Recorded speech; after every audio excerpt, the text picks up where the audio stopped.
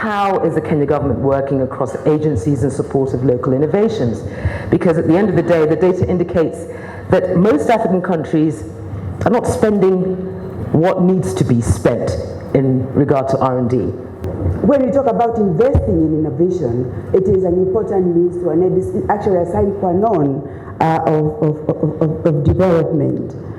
Second, when we talk about innovation, important as the individual examples are, in terms of driving that innovation and strengthening the national microeconomic capability, I think what you're talking about is the ecosystem. How do you create an ecosystem that taps into creative ideas, that supports creative ideas, that scales up innovation, creative ideas? Because at the end of the day, you get innovation when a good idea solves a biting problem, and you can't have grander problems than we have here in Africa. So as a government, the issue is, how can you guys sitting in this room with lots of great ideas help us solve the problems that we face? And that is the context in which Kenya has dramatically scaled up its approach to innovation, its support to innovation. First, by creating a pretty good and comprehensive legal and institutional framework. Last 10 years witnessed a change in the Indian political leadership and Indian people, which was very different from the way our science policy and vision for science was articulated earlier. It was too visionary and very little linked with what science could do to people. So the fundamental change that has come in is our nomenclature has changed. Now the words like innovation, translation, affordable solutions, implementable solutions, you hear a prime minister, you hear a minister, they all say the same thing. And what actually happened is that we were more effective in communicating to them the immediacy and relevance of science. And I think we did manage to frighten our political system by saying that if innovators are created by experience, not in schools and colleges, if you don't give your young people a chance to experience risk-taking, participation, mental imagination, following through with their ideas, you will have to wait for one more generation before you get that kind of people again. And I think that frightened them a lot.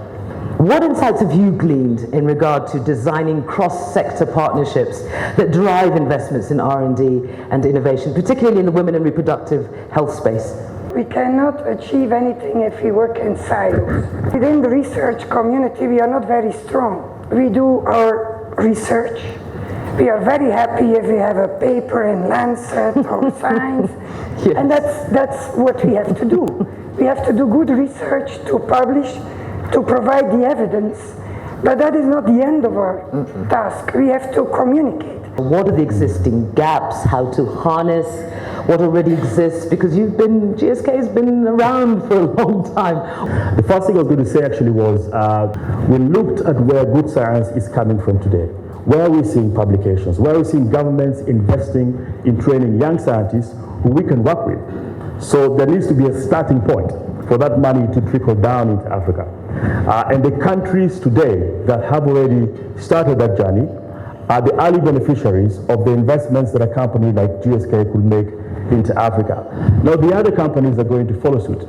So the opportunity that governments have is really to begin to unlock that budget, and I'm sticking to one industry, the pharmaceutical industry, by investing in training scientists, by investing in a culture of science and becoming an attractive destination for big organizations that have huge research budgets to make them destinations that are attractive to those organizations. In 2005, we had the Consolidated Plan of Action for Science and Technology as an AU grouping on science and technology. However, what we did in that one was that it was the big agenda, it was more of science.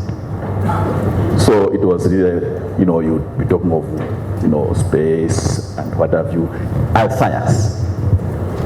And that went on. There were successes. One of the things that I think most of the countries at least were able to come up with their policies. They established some governance structures. And again, there are some countries again that started investing into those, some of those programs. So we have had quite a few of what we call R&D flagship programs. 10 years later, we realized that probably that plan had delivered in one way, but there were also a lot of failures.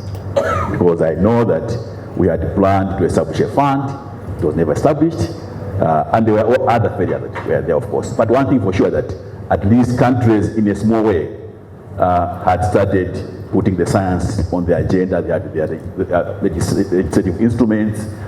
They funded some of that work and what have you.